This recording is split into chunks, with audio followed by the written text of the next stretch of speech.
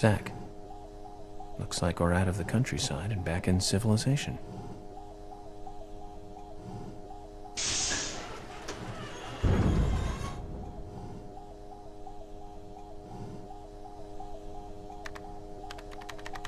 Welcome, York.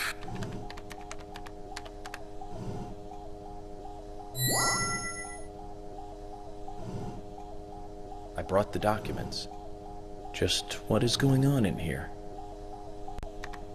I warned you about haste. Take it slow.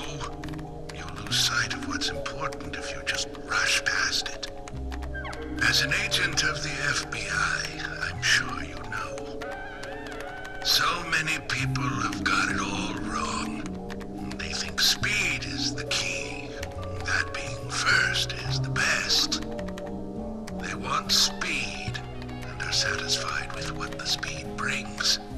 Even if it means that they miss so much on the way, they don't even see that. I see everything that they don't. From here, I see it all. Then, when the time comes, I make use of what I've seen. I can get whatever I want in this way. Anything at all.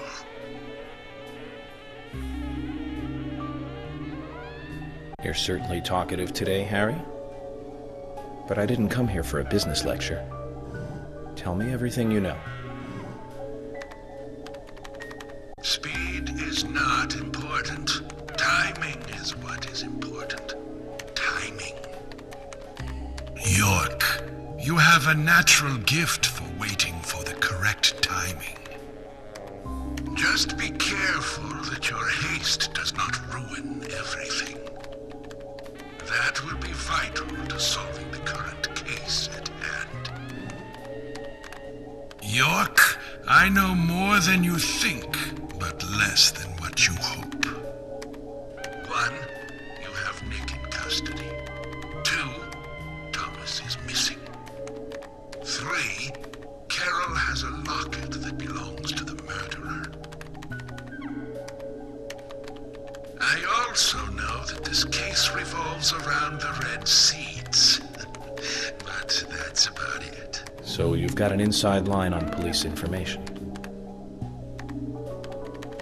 That reminds me.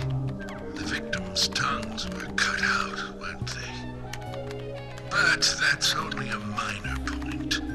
Don't let the shocks blind you to what's more important. That's another business tip. Harry, I'm impressed.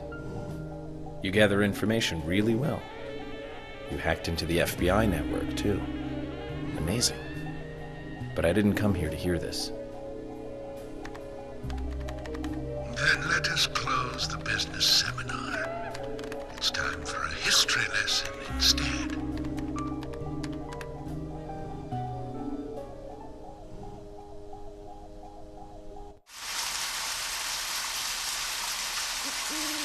I remember it as though it were yesterday, if you'll pardon the cliché. It was dark, rainy, a foggy night. My parents, who normally got along, were fighting over something.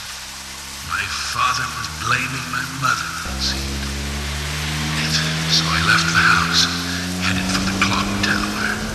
There was a party being held that day to celebrate the tower's completion. I wanted to see the town from above, and so I decided to climb the tower.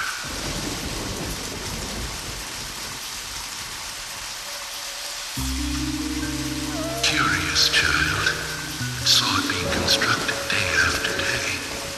I'm not sure why, but I was really drawn to the tower in some way, and that's why I knew. From the pit in the theater, there's a path to the clock tower. They were just cleaning up after the party, so it was easy to get into the theater. I used the secret passage to sneak into the tower.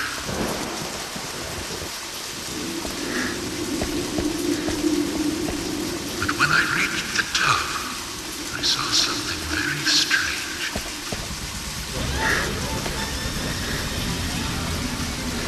There were soldiers there, all wearing gas masks.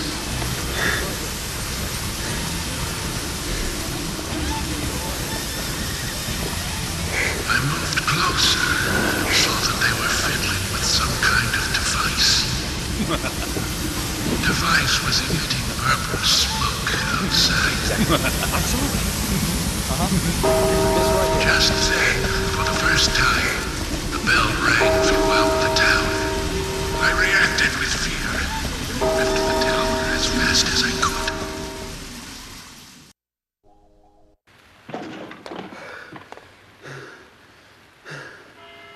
When I got outside again, the purple fog was spreading. I covered my nose and mouth and ran home. I unconsciously counted the number of times the bell rang. After the 12th time, the bell did not stop ringing. It rang a loud 13th time.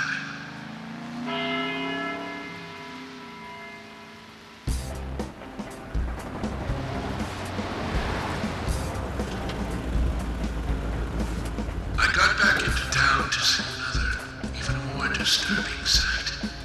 The people were attacking and killing each other, rampaging as though insane.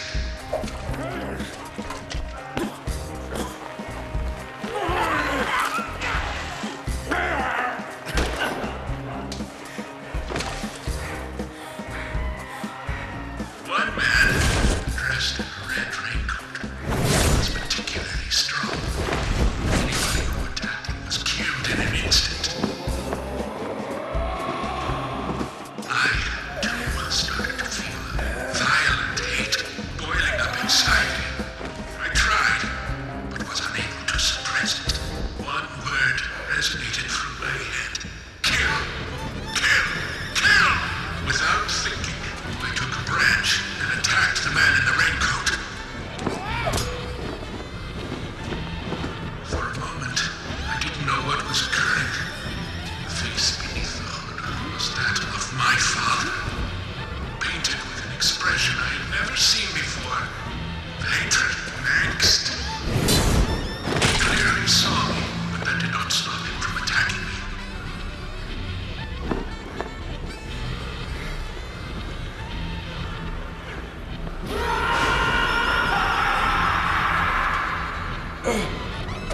He knocked me out, and I fell to the ground.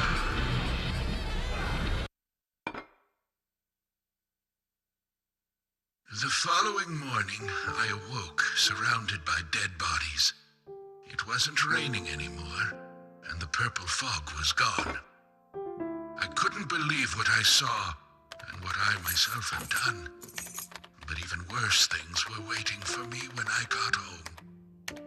My mother was dead, killed, presumably also by my father.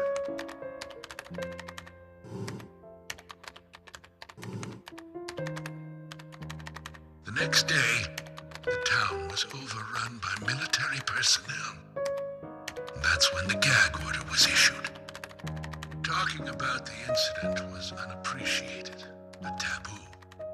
But even still, people stopped going outside when it rained. Country folk are very patriotic. We never tell our children about what happened. But these things find a way out of even the tightest of lips, in parts.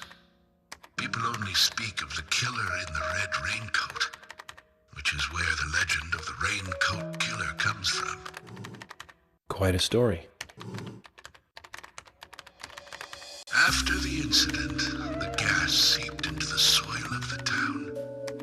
Even today, when it rains, a minute amount is released. That's why I never take my mask off when I'm outside. This town is dirty, York.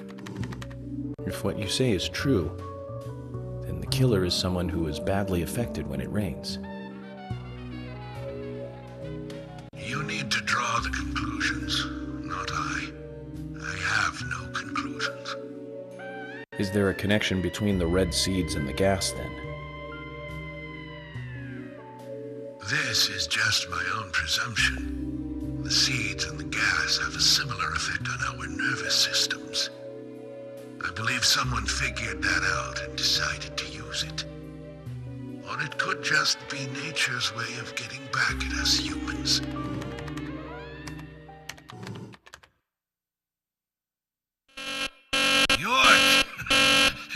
news. We'll hear from George soon. They have found Thomas.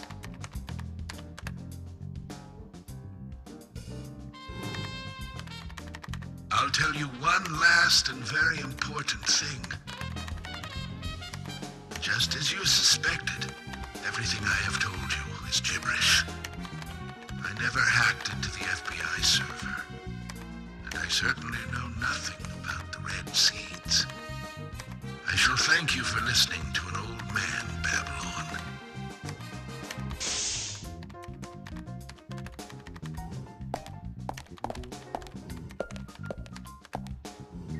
Let me ask you one thing then, Harry.